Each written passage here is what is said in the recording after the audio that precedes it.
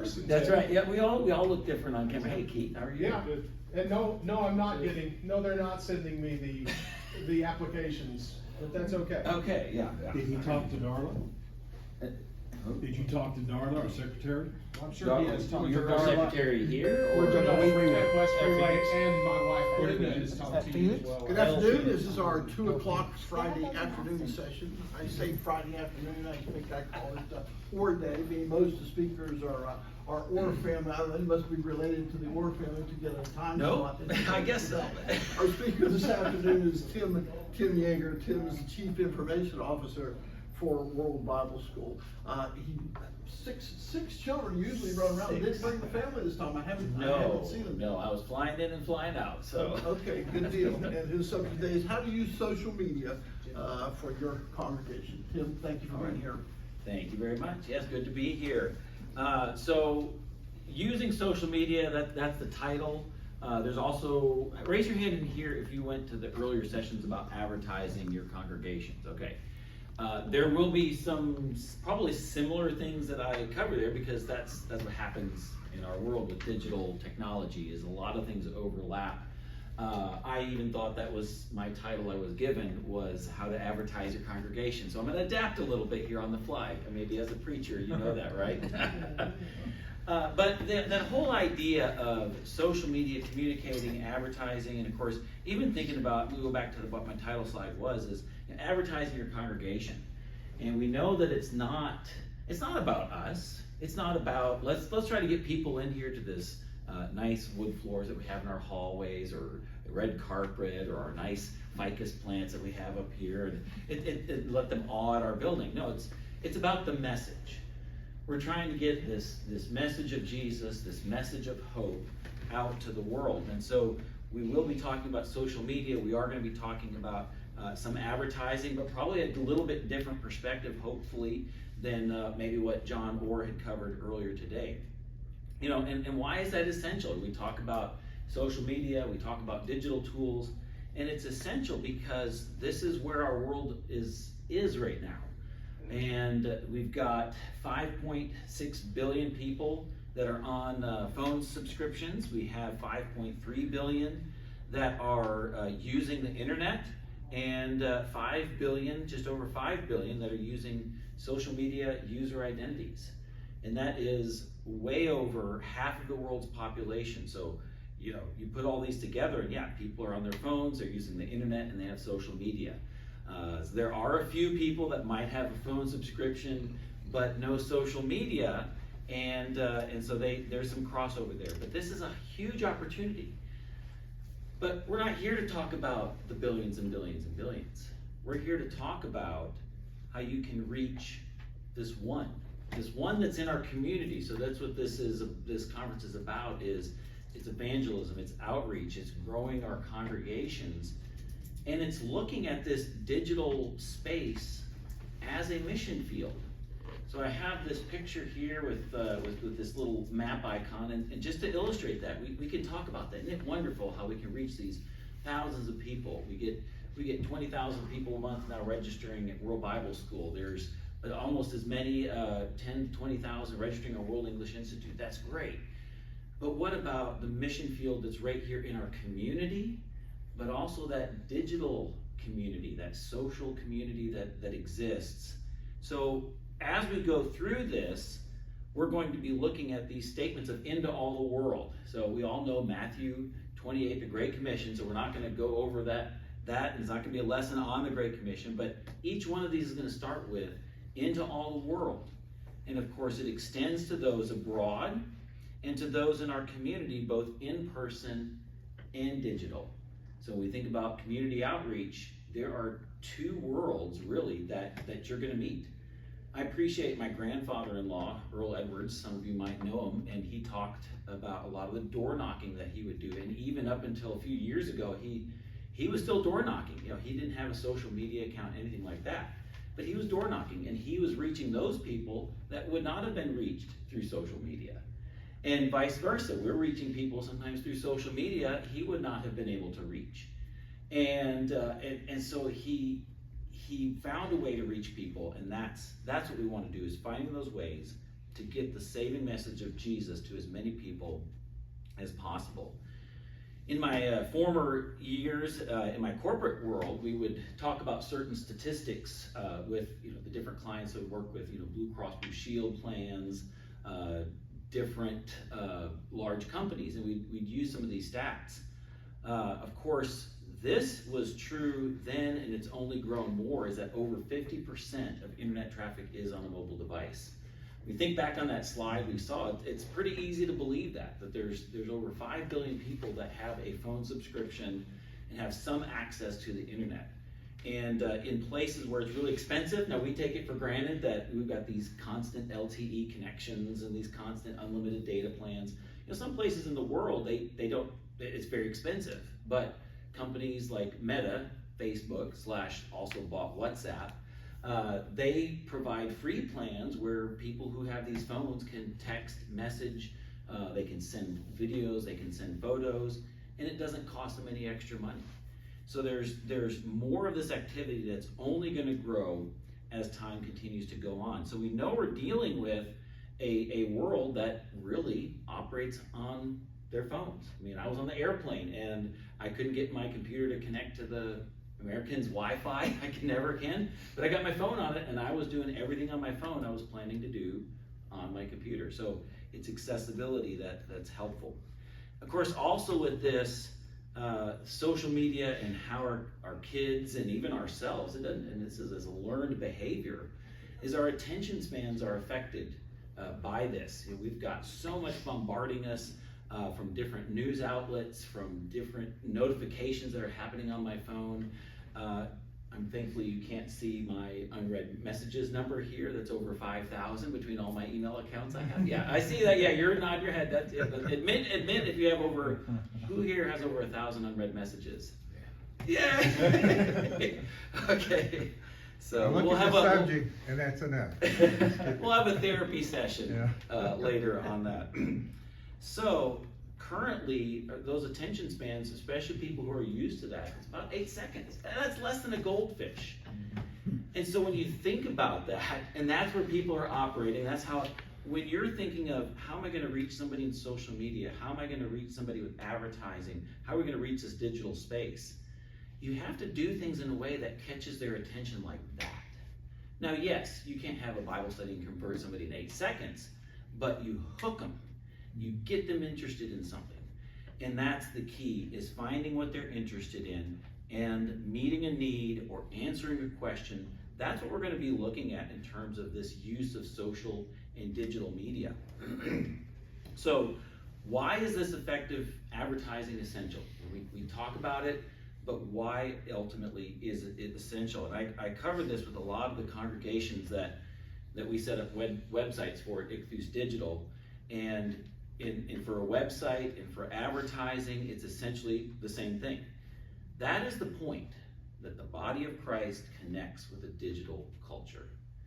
It is through the things, how you interact on Facebook, how you interact on Instagram. So even if it's not your quote unquote church secretary doing it from the church account, it's all of us as the body of Christ. It's us interacting, and that's the point at which it connects with that digital culture and the truth that they can be provided.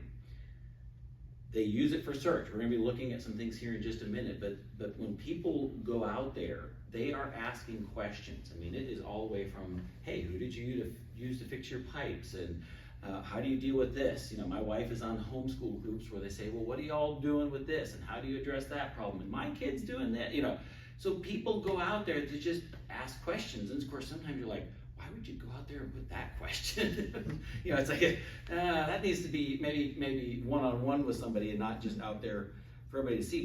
But that's when you think about advertising, when you think about using social media, finding that relevant information that meets that person's need. So it does take some thinking, it takes some research, it just like any evangelism effort, it's a process by which we need to figure out how to reach that culture. And it's no different than what Paul did or what Peter did. Every Sabbath when they went to a new place, they went to the synagogues and reasoned based on the scriptures. After that was done and they had to shake the dust off their feet with the Jews, Then they'd go on to the Gentiles. And of course, Paul, when he was there at the Areopagus, he didn't start with the law and Moses and things like that. He started with, oh, you've got that temple, you've got that altar to an unknown God. Let me tell you who that unknown God is, and use their poets to talk about it. So you want to be relevant to what they're looking for, relevant for that particular need, that particular question. So here are the different channels. That's what we call it advertising and social media. We call it channels. These are different ways that you can touch your community. And of course, the first one is obvious, a website. Okay, you have to have a website. There are a lot of congregations that don't have websites, and they think we don't need one. We have a Facebook page. Yes, you do need one. You need a good one that can be found. And I've come across several congregations that say, yeah, we have a site. You search for their name directly in Google, and you don't even see them. You can't even find them when you find, I'm going to go with I'm going to throw them under the bus, the Lawson Road Church of Christ, Jonesboro, Arkansas, except for the website we take care of now.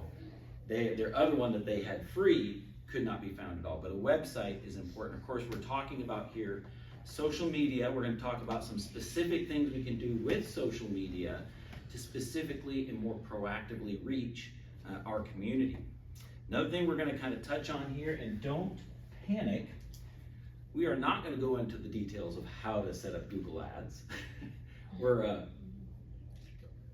not going to go into the detail of how you set up a social media account, but I'm going to simply kind of show you some of the tools that are available. And this is what I encourage everybody to do. It's like riding a bike. Anybody in here today can go create a Google Ads account.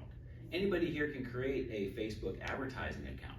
Well, how are you going to use it? How are you going to work with it? Well, sometimes you just have to kind of like jump in and do the tutorials or follow their steps and learn as you go. And so that's the idea. It's like riding a bike. You're never going to be perfect the first time, but you'll get better as you learn how to use it. And these companies, they want you investing. So they're going to make sure you do it the best way that makes you get the best results. So Google, Meta, they all have these things set up so that way you do get the most out of it, and you want to continue, giving them money to advertise. And it's okay. Big Brother, there's a lot of sometimes bad rap about, especially recently in the news, Google with Gemini and what they've done, and what Meta is doing with, and all, just these big, powerful companies. There's not a lot that average people like you and me can do. We can choose not to use them, but the blessing, just like God provided the Roman roads, and through Alexander the Great, the Greek language that was prolific through the known world at the time, we can just latch on and use these technologies, and a little bit Big Brother tracking for the sake of the gospel. Why not? It's there.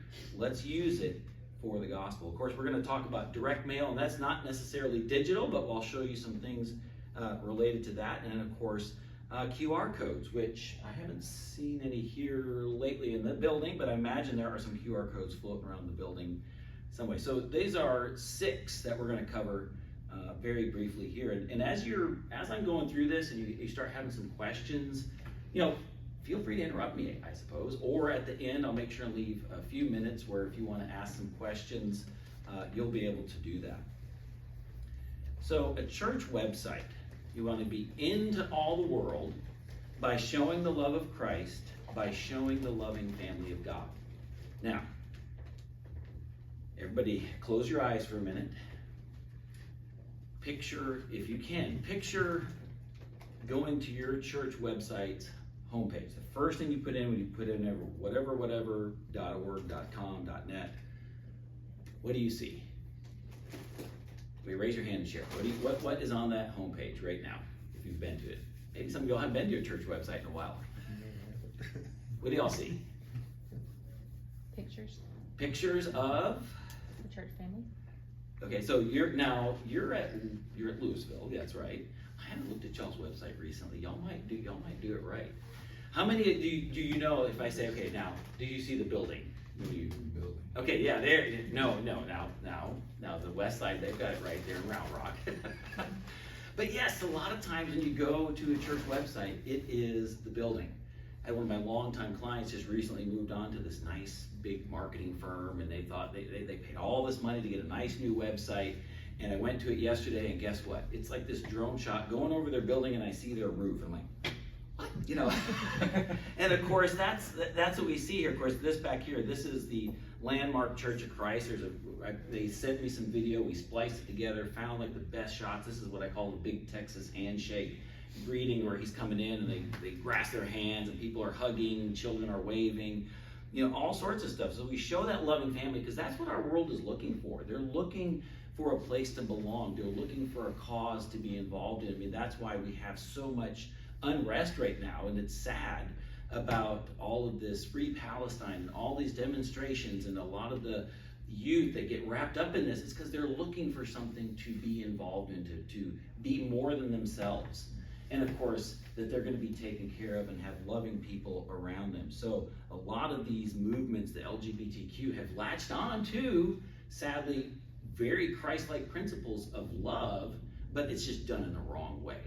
And we've got to change that image. So yes, are we showing the love of Christ or just a building? And so a lot of church websites, yeah, that's the first thing you'll see is this nice 60s, 70s architecture.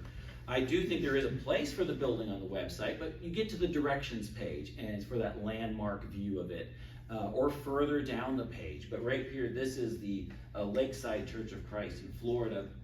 Sent me some video that we put together. This was a still that we snapped of this brother and sister in Christ. A little bit, you know, two skin colors here going black and white, just hugging, showing that family. And so as part of the video, you see them even kind of coming together and hugging as they greet each other on a Sunday morning in that lobby. So showing the love of Christ is so important to the website. Mobile friendly, we talked about over 50% of traffic is on this. And making sure that when they come to your site, it's easy to see, it loads quick. And by the way, Google now wants it to be that way. Otherwise, they start penalizing you, and you might get removed from the results if they don't think you're doing things in a mobile-friendly way. The example there, you know, a lot of us websites you used to go to it, yeah, it'd be like, here's your web page, and you have to kind of pinch and zoom and scroll back and forth. Well, that was the first website I did for Buford back before these standards came in place. And then about 5 years later, we redid this, and that's been about 6 or 7 years since we redid it. But you can see the difference there of a mobile-friendly site and a not mobile-friendly site. So that's what we want those to be. So here are, usually when we're working with churches, this is the 7 elements of an effective church website. Not going through all of these in great detail right now. But yeah, but this is a good list for you to look at, that if you're working with whoever takes care of your website, just start thinking about these questions, thinking about these principles and these elements, you know. A clear call to action and simple navigation, hours and directions. I go to several church websites and I'm scrolling for 5 minutes and I can't find, when do you meet? Where do you meet? And it's over on some obscure link at the bottom or there. Compelling visuals. You know, I was traveling through Charlotte, North Carolina, and we were there on actually Easter Sunday. And we were thinking about visiting one congregation, but when we saw they had made choices about women leadership and instrumental music, I said, well, let's just join in the car on the way home. But I found another, looked like, hey, this looks like might be a Sound Lord's Church. But the website, the building looked like, it was a building and it looked like a cult bunker lodge. Okay, that's all I had. There were no people on it. There was no windows. Anybody know like the Elks Lodge? Is that the buildings that have no windows?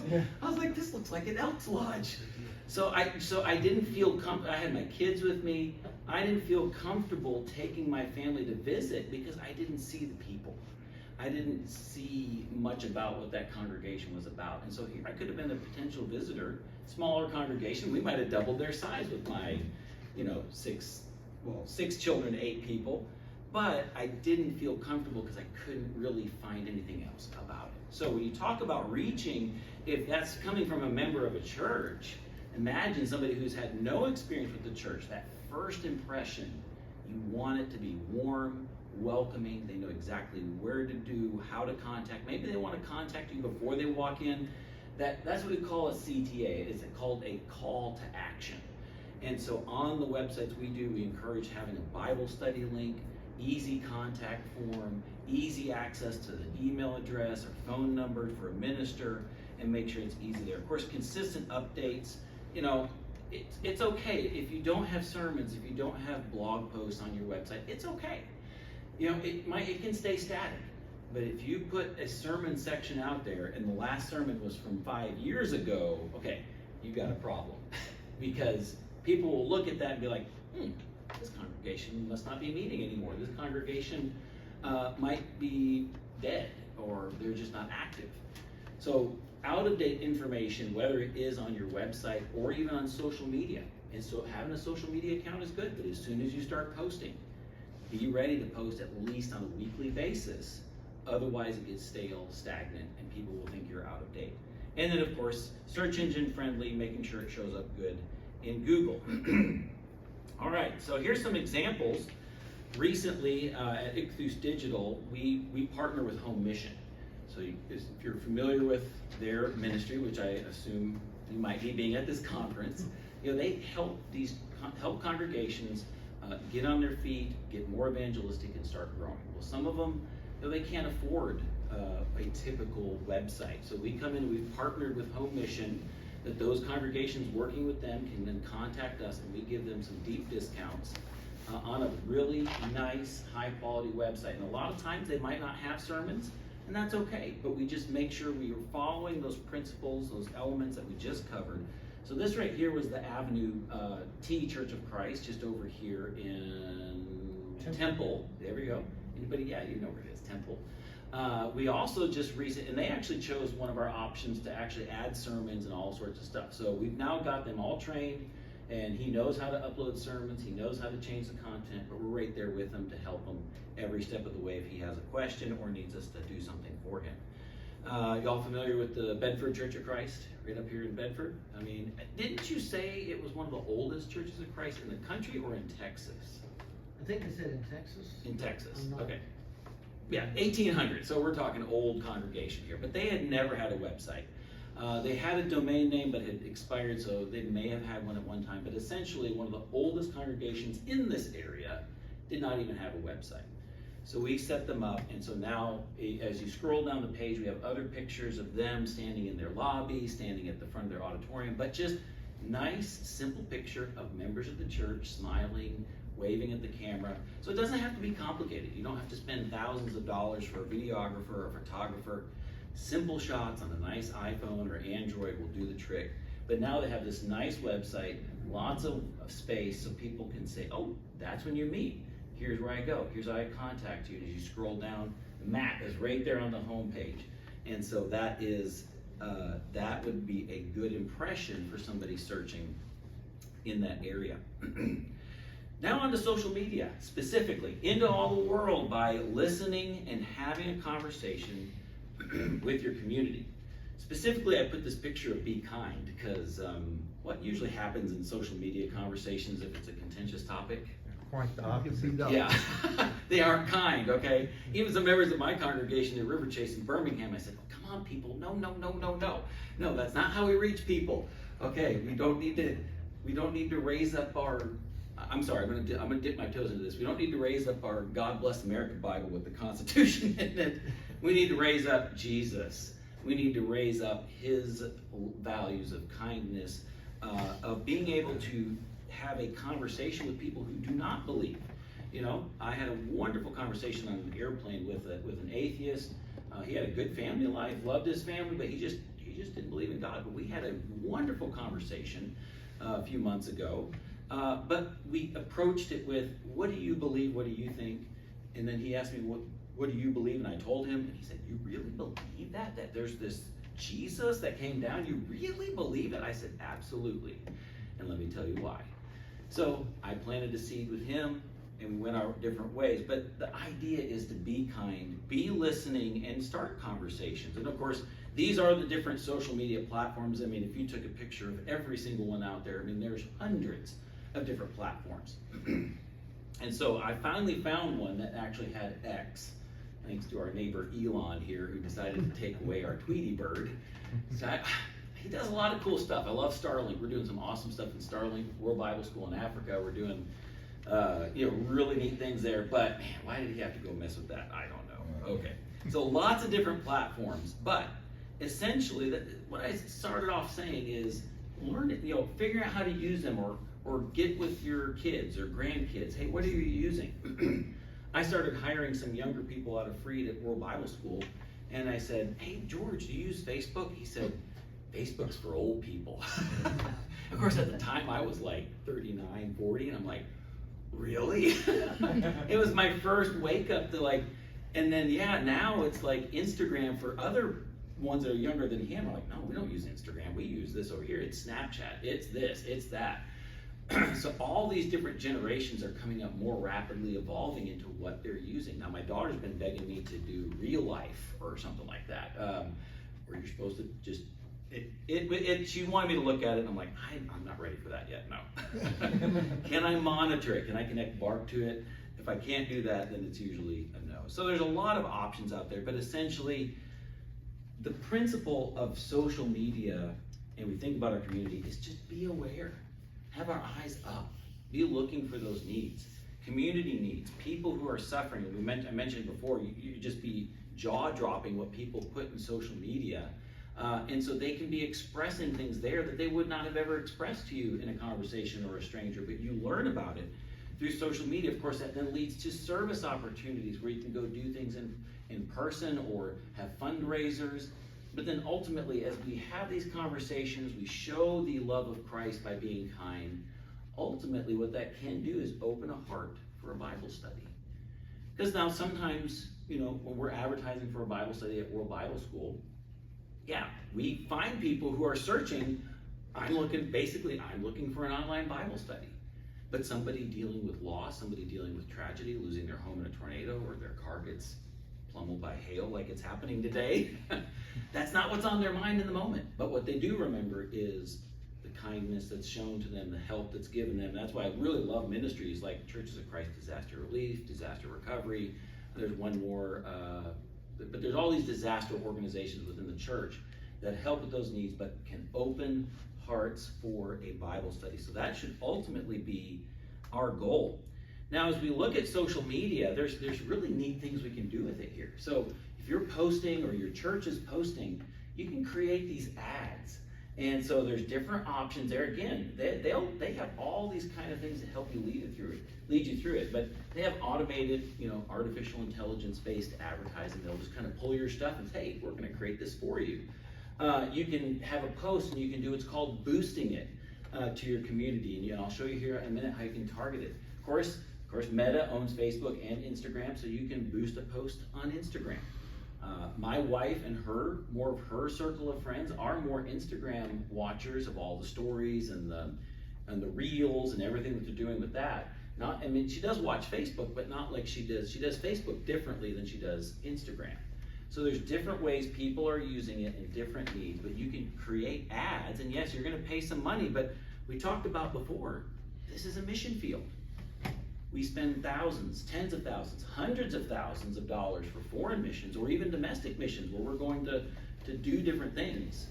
Why not also invest in the digital missional field right here in our backyard? And for example here, I went to our Methodist, I went to one of our Methodist posts and I actually put in there, okay, I'm going to target Waxahachie, around 25 miles, ages 18 to 65. So there's all these different demographics, people who like your page, people who like your page, and people similar to them. So again, all this big brother technology we're talking about, these lookalikes, these profiles, all this stuff. Literally, you could go out and create an ad today and start playing with all this technology right now. And so you can see, okay, every day, so estimated daily results is that I will reach, which means people will see, anywhere from 966 to 2,800 people could see my ads every day. And over the course of 7 days, I'm going to spend $42. Man, what mission trip can you go on and spend $42 and get in front of that many people? Again, does everybody click? No. Does everybody respond? No. Are we going to have 2,000 baptisms from this? No. But you're going to be in front of somebody, finding where they are, what they're looking for, what they're interested in, that otherwise we wouldn't have known. I mean, it's kind of like when, Paul and Peter, they would do that. The apostles did that. They would go to the places and heal somebody in the temple and create a commotion and a stir. They would do things in places that would draw attention to themselves. They didn't have they couldn't look through search history at that time and say, oh, how many people and where did they search and who searched for? Why did the sun go dark for 6 hours that day, last month, why did the sun go dark? Or why was there this earthquake that was just random? And why did all these dead people rise up? So if they had Google back then, people of the time would have been like, whoa, my uncle Sam just rose from the dead. Why did he do that? Okay. And so that's kind of illustrating you're doing what the apostles did at that time. We're just using the technology of the day to do it. Find where they are, find what they're interested in, meet that need, and be there with the love of Jesus. So Google Ads is another thing here, is be into all the world by reaching those searching in their moment of need or asking a question. One of my favorite conversion stories at World Bible School is this lady that was in the hospital, and she was having massive kidney problems, health problems, in and out of the hospital for weeks. And she was just in her hospital room. Her name is going to come to me eventually. I can see her face. I can see the picture of the minister who baptized her. But she just started wondering, why is all this happening to me? And so she started looking for the Bible. She started looking for how to study the Bible. And of course, right there near Bronx, New York, she found World Bible School, got connected, studied, was baptized with one of the local ministers. And so we hear that all the time, that people are looking. That's why you kind of put this picture. I mean, you never know who's on the other end searching for a question. But the idea with Google Ads, and again, it's so easy. It's so easy, right, Josh? Yeah. So I do a lot of different advertising for different companies and churches too, and show them, and they're impressed. I'm going to show you some results here in a second. But be found with Google Ads. So yes, we can do everything we can to be found when somebody searches for our church name, and we get a good, what's called a local business listing. If you search for a business name and you get that side result with the picture, with their business hours and their phone number, that's called a local business listing. And so what we make sure when every church we work with is we claim it so we can update pictures, update the information, and Google loves it because then they know, hey, this is a legit place. We're going to give them a little bit more weight in search. But that's great if they're looking for you specifically. But with Google Ads, again, it's an ability to reach people with questions. Now, this is a graph. Might not mean a whole lot to everybody. It starts over there on that side and March 1st and ends over here. This was one of my first congregations last month that said, yeah, let's run Google Ads. I've been encouraging churches to do this for years. Hey, you have got people in your community searching for things that we don't even, until you start kind of like getting your toes into this, you don't even know what they're searching for. So what we did is we started running some search ads, and you can see over the course of a month and a half almost, they had 21,000 impressions, which means their ad, their text ad, if you search in Google at the top, it'll say sponsored or ads or something like that. They were seen 21,000 times. Now, did that all lead to a click? No, we had 328 clicks, but that's 328 clicks they wouldn't have had otherwise, because we were just trying to, and I told, this is the Central Paducah Church of Christ in Paducah, Kentucky. Yes.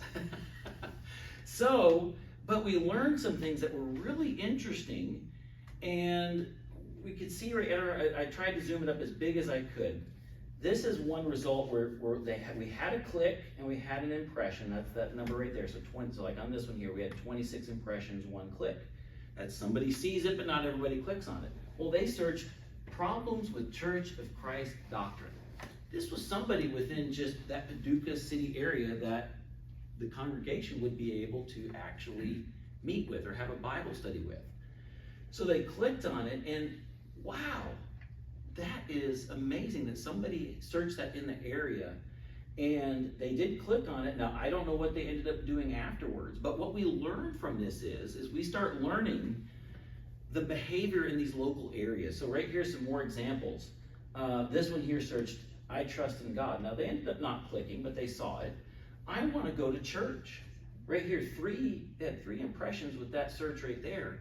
What's neat about Central Paducah is they have a ride ministry. So anybody who needs a ride to the building, as long as, hey, try to call us at least 2 hours before service, please. It's on their homepage, front and center. We made sure to do that, where it's like people scrolling down. Hey, what about, oh, they offer a ride? I don't, but anyway, I want to go to church. Wow, that is an opportunity to reach somebody there. Down here, even Independent Fundamental Baptist near me. What if you had, like, we're going to talk about landing pages, a landing page that talked about the Baptist church versus other denominations? What if we have something that people searching for these terms? I gave Noah and the other minister there 90 pages of these results. And I said, the next thing we're going to do is we're going to advertise our VBS. We're going to kick up some search ads for VBS. But I said, y'all take that list. You look through it and see if you could write some content and we can create a page that we could run more ads targeted at these questions, and they would click on it, read whatever you've written them, and that might be a chance for a Bible study. Is it guaranteed? No. But again, that's what we go back to, is meeting people in their need, meeting people where they are, and they're telling us exactly what they're looking for in Google. That's why in World Bible School we target online Bible study. We don't target people looking for this, that. They might even say, I want to read the Bible online. Well, we don't really have an online reading app, so we kind of weed those out. But somebody who's really looking for a Bible study, and they have those questions in their life. I mentioned a landing page here. This is what I've done for our congregation. This is not our church website. It has some of our church information here, but it just starts off by saying, let's talk about Jesus. And so then a little button, begin now, which takes them to World Bible School. And this could be any, let's say we go back there, they were asking the problems with church doctrine. The website could literally pull up, if they click the ad, so what's wrong with Church of Christ doctrine? It could say, hey, do you think that there's something wrong with the Church of Christ doctrine? Let's talk about the doctrine of the Bible. Or however you can literally tailor that page and that ad to exactly what they're searching. And you never know, you'll engage them, you'll hook them, they might read more and then they'll contact, they might not. But we provide a relevant answer or thought-provoking content to the question asked. That's the whole point of creating landing pages. And the principle is the same. I work with insurance, Medicare, other health insurance companies. The principle is the same, whether it's an insurance company, whether it's World Bible School, or a local congregation. Find out what they're looking for, give them some information for what they're looking for, and draw them in to that conversation. Direct mail, I mentioned that this is not necessarily digital, but it can have digital touch points. Who here is familiar with House to House? Got a few hands here, if you're not. So you can contact them and they will do direct mailing of their publication, and you can even do special things. You can do something that's entirely your own, but they have these mailing lists, they have the printers, they have all this stuff where you could do targeted direct mailing to your community around. Somebody moves into the area, new movers packets. You could do that. So you can put all of your church information here. They have a spot a couple pages in where you can put an ad. Most churches, if they don't have an ad there, they'll put like a Bible poster. They do have a generic World Bible School ad that they pop in there. So this is going out to millions of households with that information. But in your case, your church information would be right here. And of course, into all the world is also every mailbox in your community. So again, it's a touch point. Will everybody respond? If you send 1,000, do you get 1,000 baptisms? No, that's not how the parable of the sower worked. There's a lot of seed that falls everywhere, but you don't stop casting that seed in every way, in every channel that we can. So QR codes. Anybody know what a QR code is? Okay, nodding head. It's okay, shake your hand. No, if you don't, that's okay. When we were doing QR codes first in Africa with on our booklets, because we have the apps and stuff like that, they're like, what's a QR code? I'm like, I see it everywhere. What do y'all talk about? Oh, we call it scan codes. So we had a little terminology thing. So on our stuff we print over there, we actually put scan here or scan code. We don't use the word QR code. But here, that's what's stuck over the last 10 to 15 years. It's devolved to QR code. So go into all the world by reaching anyone you talk to anywhere.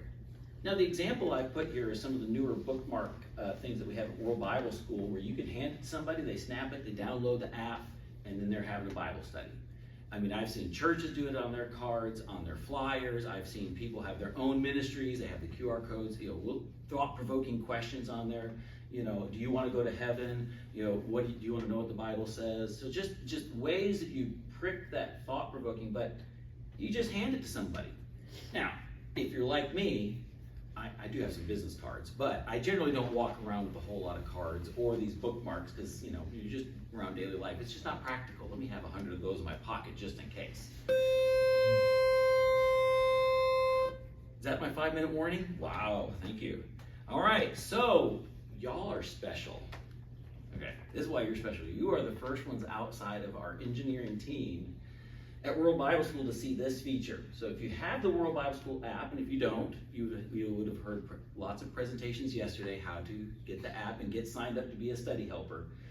But the app, now it's not launched yet, so you're getting the test view of this. You go to the More button down on the bottom, and right there's a QR code. Okay, you're talking to somebody in the checkout line. You're talking to your waitress at the table, or waiter, or server, sorry. You're just having a conversation. It's not practical. Oh, yeah, let me find these cards. I mean, most of us, here's my phone. Flip it out, get to your app real quick, show them that QR code, they snap it. They instantly, once they register through that, become your student. They don't go to your congregations board, they don't go to a student board and have to wait. They instantly come right in to become your student. And so that's what we're going to be encouraging a lot of these events we go to with the youth events is like, hey, you want to start a Bible study with your friend? Pull out your phone, have them snap it. And if they don't have the app, it downloads it. If they download it, our engineers that we've got now, or these young engineers at World Bible School, are brilliant. They remember the information, so it carries it over into the app. And so it makes it a really easy way for anybody to start a Bible study anywhere with your phone. Now, I have talked about a lot, and you might be thinking, I think a lot of our congregations are blessed to have somebody who knows how to do websites, social media. Maybe you don't have time to sit there and learn it yourself. Well, and so get with those at your congregation. We've talked about a lot of stuff. Is talk about it. Have we looked at the website? Look at your own website. If you don't know who does it, ask one of the elders. If they don't know, ask secretary. If she doesn't know, well, then you got some problems. Well, if nobody knows, call me, okay? All right. But sometimes you need that help. And so I've got 20 plus years of experience with digital marketing, analytics, and advertising, websites. So you can contact us, and we do that. We do church websites, we do stuff for Home Mission, we do small church websites, large church websites. We've got Dan Winkler, we've got his site, we're doing some marketing for him. And so we've also, and a lot of the small businesses we work with are members of the church that we work with small businesses as well. So that is our website, that's my email address, my phone number. I do have some cards. And right here, Aaron Curtis, he's the one in the bottom right. He lives in Searcy, Arkansas. So he's our, on our business card, you'll notice it says digital missionary. That's what we see ourselves as, is digital missionaries. And so he lives in Searcy, Arkansas. The young lady right there on the right, the family photo, that's Avery Fair. She's a member of the church, West Metro in Hiram, Georgia. She recently joined us as our web designer because that's not Aaron's gift. I can do it, but I get a lot of stuff going on and I can't sometimes figure it out, but she's got that talent, and so she's able to really put together some good designs when we need to do more custom things. So got a team here, that's what we're here for. We're here to lean on each other, work on each other's strengths, help in our weaknesses, and of course make sure, and our tagline here, this is the Great Commission in a digital world. And that's what it's about. It's about sharing the good news of Jesus, looking for those opportunities, and then being there to respond when people have that moment of need, that question they ask. So I promised a few minutes to be able to answer questions, and so I'll go ahead and stop now and open it up for any questions that you might have. I do have business cards if you do want to talk to us about helping in any way, or maybe I've just given you enough information to really ask some hard-hitting questions back to those that do your outreach and media stuff at your congregation. Oh, come on, Josh, give me one. dying for questions. Where's your QR code? Huh? Where's your QR code? I don't have one up here, do I? I should have put one up there, yeah. Wouldn't that be good? Thank you for calling me out on that. Yes, Jim, you had your hand up. Does it matter, or the feedback you've gotten on a church website, if they use the picture of, the actors and actresses, that look nothing like their church members, or it seem to be more effective if they use real pictures of them? That's hard to measure because you'd have to actually get with somebody looking at the website just fresh like that. Most of the congregations are. I'm technically done, so so you can skedaddle if you want. But yeah, most of the churches would say, hey, we give them advice. Try to take pictures this way. Try to do video this way. If you can, great. If you can't, are you okay if we use some of the stock stuff? And I say, yeah, just use the stock stuff for now. So, it is better to have something that's more more people than it is to just have a building. But yeah, the feedback from churches has been, oh yeah, that's great. Oh yeah, that looks good. And so we change up the videos for each site to be sometimes a little bit different. And then one day, yes, they might get us some video. And that's what we tell them too, is take the video, just go around and take it. I'll give you some pointers, you might go take some more. But don't worry about it. We'll splice it together. If you go to that Landmark Church of Christ again, they sent me, I think, 45 minutes of video, and I ended up getting about 25, 30 seconds of good shots from it. We went through all of it, because it's like, oh, you're about to do something, it doesn't work out. Or you're about to do something, ooh, that's a bad angle. Okay, not gonna do that. Or that's too far off, it's not focused on that kind of interaction that we're looking for. So yeah, out of 45 minutes, I got about 25 seconds of really good people greeting each other and being a very warm, welcoming atmosphere for the site. Any other questions? Okay, well, it is 2:46, so it wasn't me that went over, it was his question.